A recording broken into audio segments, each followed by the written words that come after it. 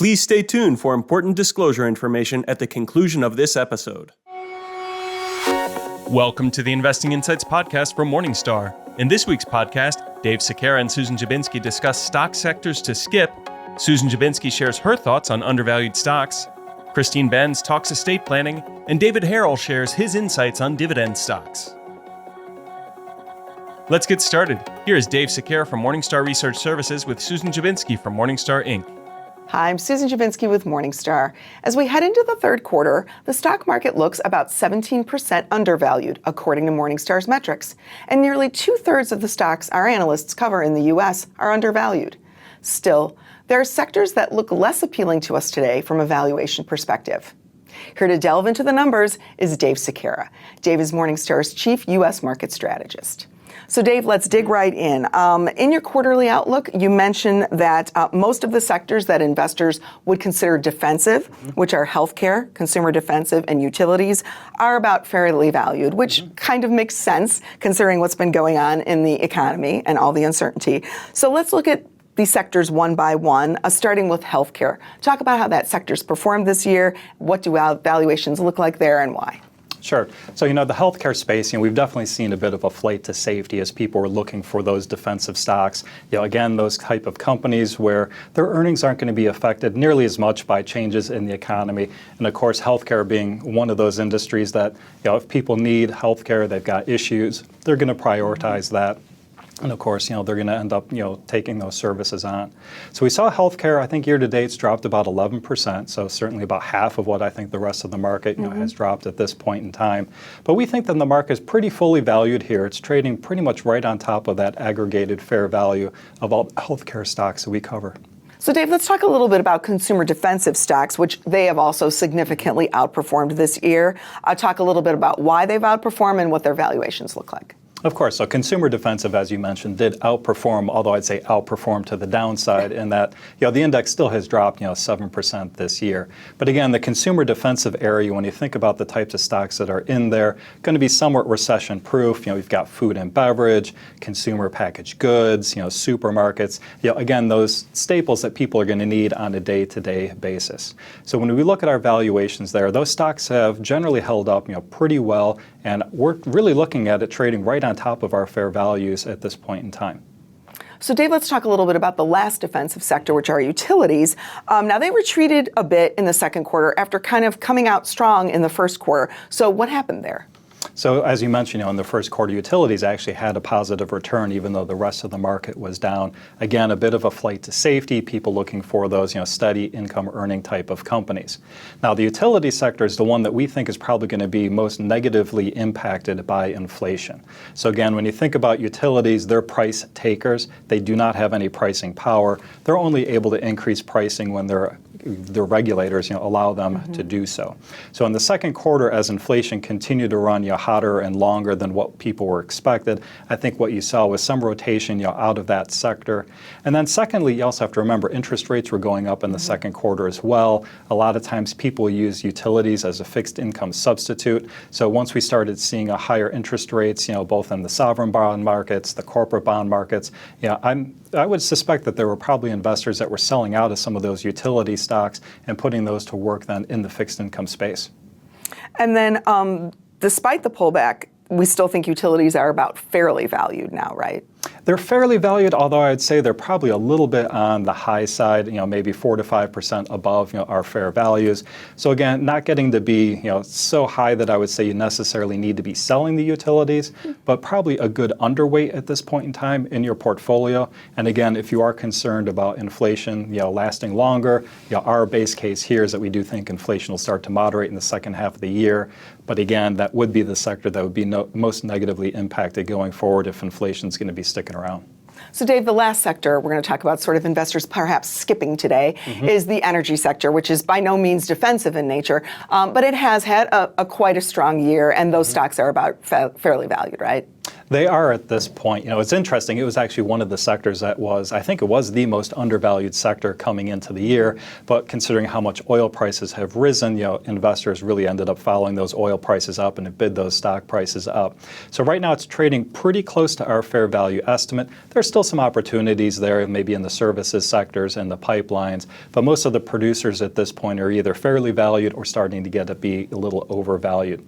So I think it's probably a good market weight position within your portfolio because there is certainly going to be a lot of volatility. And I think it's a good sector that, if you were to start seeing that move back up again, that's when you can take some profits, pair some gains on that one, reinvest that into some of the other undervalued sectors. And conversely, if you see a big pullback in energy, that would actually be a good time to start moving back into it on a more meaningful basis in your portfolio.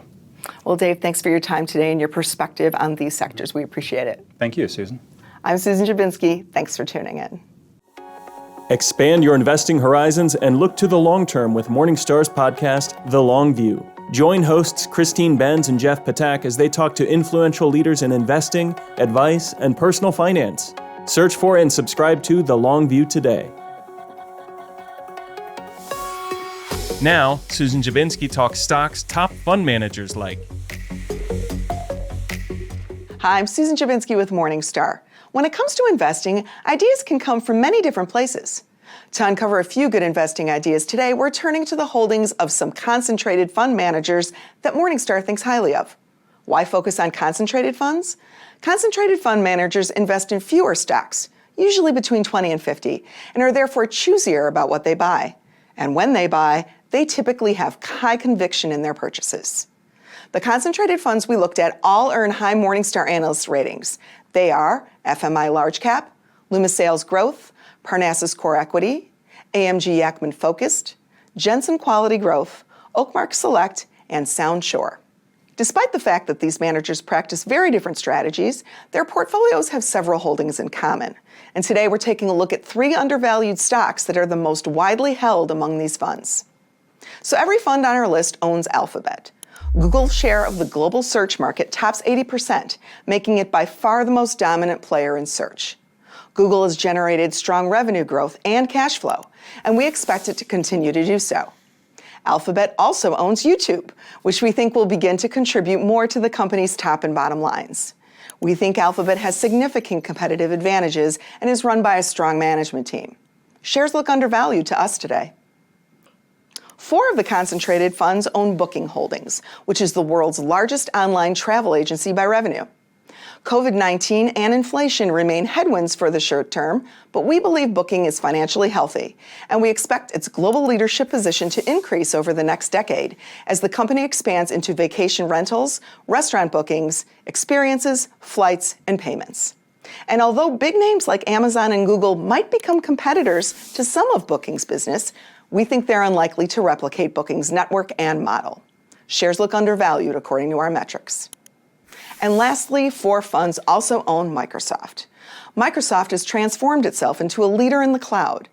The company has transitioned from a traditional perpetual license model to a subscription model. It's ditched its mobile handset business, and it's moved gaming to the cloud. And as a result, Microsoft today is a focused company with impressive revenue growth and high and expanding margins. Here, too, shares are undervalued. Next, here is Christine Benz from Morningstar Inc. to share her thoughts on estate planning. I'm Susan Dziubinski with Morningstar. Morningstar's Christine Benz has created a month-by-month financial calendar. And for the month of August, it's all about estate planning. So if you're creating an estate plan for the first time or haven't checked up on yours in a while, she's here to discuss some key jobs to tackle in August. Good to see you, Christine. Thank you for being here. Hi, Susan. Great to see you. So, Christine, is there a particular reason that August might be a good month for estate planning? Well, I've typically slotted it into August in my financial to-do list for the year because August tends to be kind of a sleepy month in contrast with the spring, which is tax season and year end, where we're often running around doing a lot of other things year end related, and we've got the holidays competing for our time. August tends to be a quieter time for many of us. Many people take vacation. And I also think the task of estate planning is something where people naturally need to do a little bit of reflection. So I think that it's potentially a good time for people to tackle this job if they haven't done it.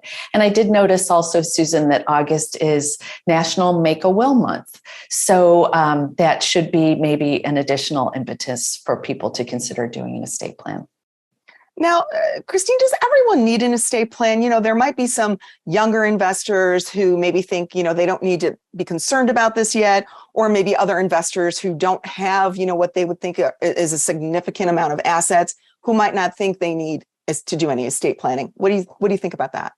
Well, generally speaking, I would say that estate planning is most appropriate for older, wealthier people, or maybe most urgent, I should say, for older, wealthier people, or for people who have minor children. I would underscore the importance of getting an estate plan done if that describes you. But I do think that there's this misconception that an estate plan is only for wealthy people, because estate planning is really just about laying the groundwork for your plans to go on, for your plans to be executed in accordance with your wishes if something should happen to you.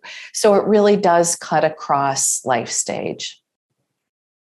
And then a related question is, over the past, couple of decades, we've really seen sort of a proliferation of sort of software, online tools to sort of do your own estate planning. So is this advisable, or should people really seek out to be working with, sort of a live human being on crafting these documents? It's a good question, Susan, and these programs have gotten better and more sophisticated. So I think it can be an economical starting point for people, especially for younger folks who have fairly minimalist situations, just to get some of the basics done in a very cost-effective way. But one thing I think is important to point out in the realm of estate planning is that many of us have special situations in our lives, special needs, or children with special needs, or blended families, or perhaps there's been a death in our family, or divorce. In that case, I think it oftentimes can be money well spent to sit down with an attorney who focuses on estate planning. He or she can ask you questions to help you craft a plan that really does address the particulars of your life. So what are the basic components of a good estate plan? Well, the key things I would say would be at the top of the list would be a will, powers of attorney for financial and healthcare matters, guardianship, certainly for minor children. I would say really get on the stick if you have minor children and have not set up those guardianships, and living wills. I think of those as being really the key planks of any estate plan. And then from there might be other parts of the plan that would be appropriate, but those would certainly be the basics. So Christine, once we have our estate plans up and running, how often should we be revisiting or reviewing them? Well, I would definitely use life events as a catalyst for revisiting an estate plan. So marriages, divorces, birth of children, deaths in the family, those should certainly catalyze you to take a look at your estate plan. Oftentimes, though, those are busy, challenging times for all of us. So I would put it on your list of items to review as you go through your annual portfolio review. Just ask yourself, well, has anything major changed in my life? Has anything major changed in terms of my financial accounts or my investment providers? One thing that we know is that sometimes people don't make sure that their documents sync up with whatever the reality of their investments is today. So I would put it on your annual to-do list as something just to kind of mentally reference and ask yourself whether there have been either big life changes or any big changes in terms of your financial plan or your investment plan, and use those to catalyze action. And Christine, this is somewhat related and is also one of your to-do tasks for us for August, and that's to review your beneficiary designation on your financial accounts. Why is this so important? I cannot talk about this enough, Susan, because beneficiary designations are so important. And it's stunning. I've talked to estate planning attorneys who have said, I've helped these people create this elaborate plan, cost thousands of dollars to set up this estate plan, and yet the beneficiary designations did not reflect what we put in the estate plan. And people are surprised to learn that beneficiary designations will typically override what is laid out in the will. So it's super important to make sure that those are current, those are up to date. Here's another area where if you've changed investment providers, you may have forgotten to make sure that your beneficiary designations reflected your current reality, reflected what you wanted them to.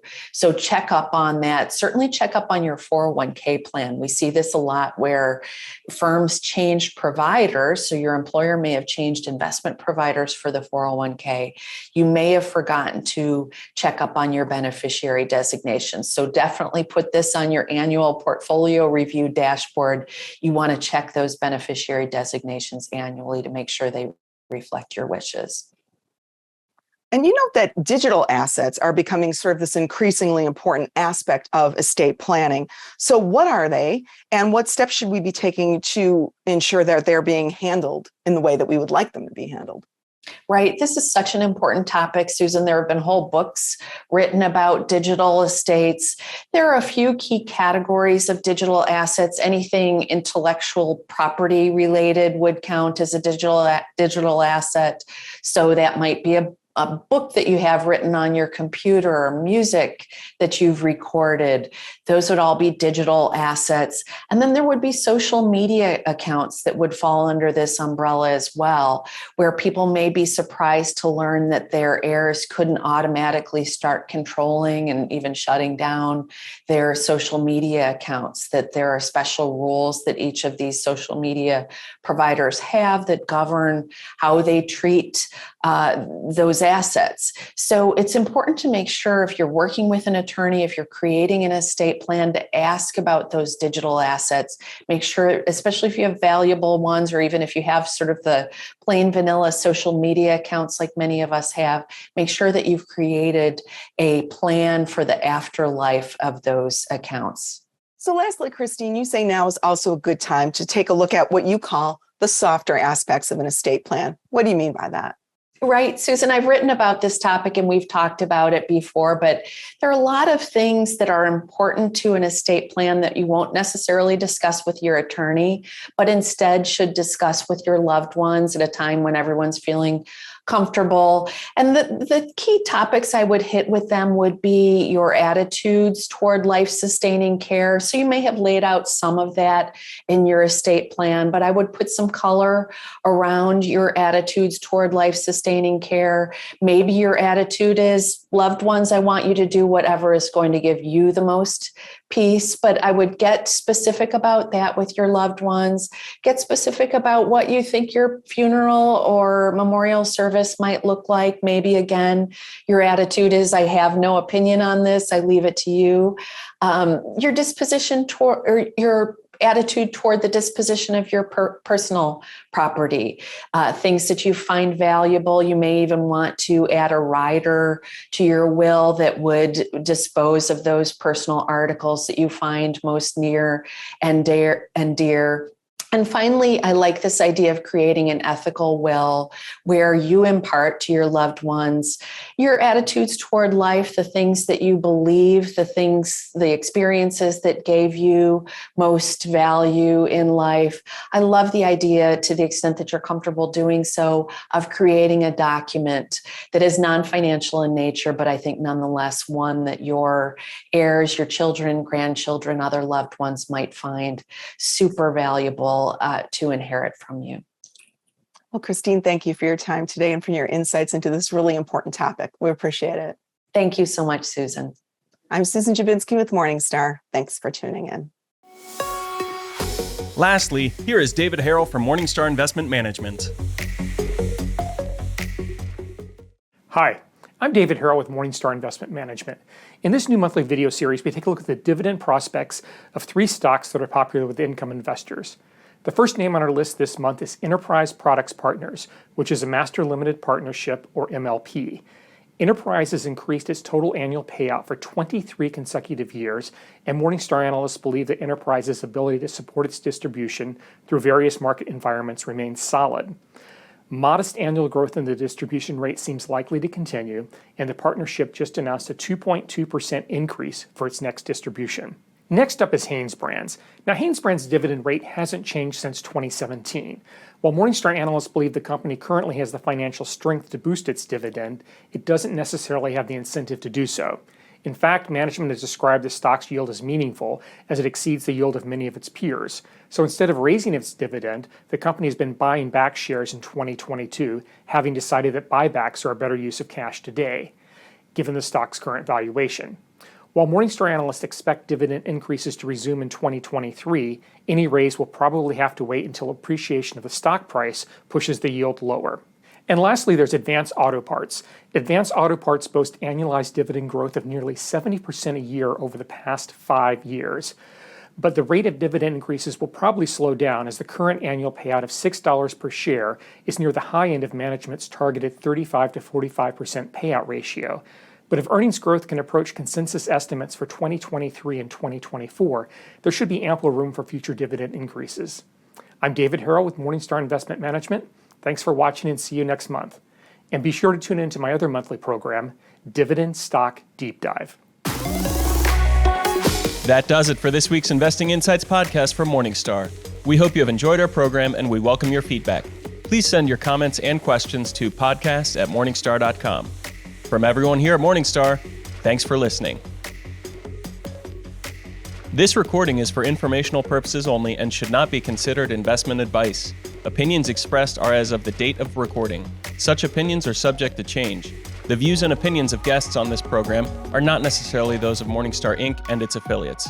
Morningstar and its affiliates are not affiliated with this guest or his or her business affiliates unless otherwise stated.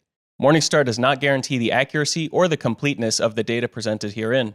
The podcast is for informational purposes only and should not be considered tax advice. Please consult a tax and/or financial professional for advice specific to your individual circumstances. Morningstar Research Services, LLC is a subsidiary of Morningstar Inc. and is registered with and governed by the U.S. Securities and Exchange Commission. Morningstar Research Services shall not be responsible for any trading decisions, damages, or other losses resulting from or related to the information, data analysis, or opinions or their use.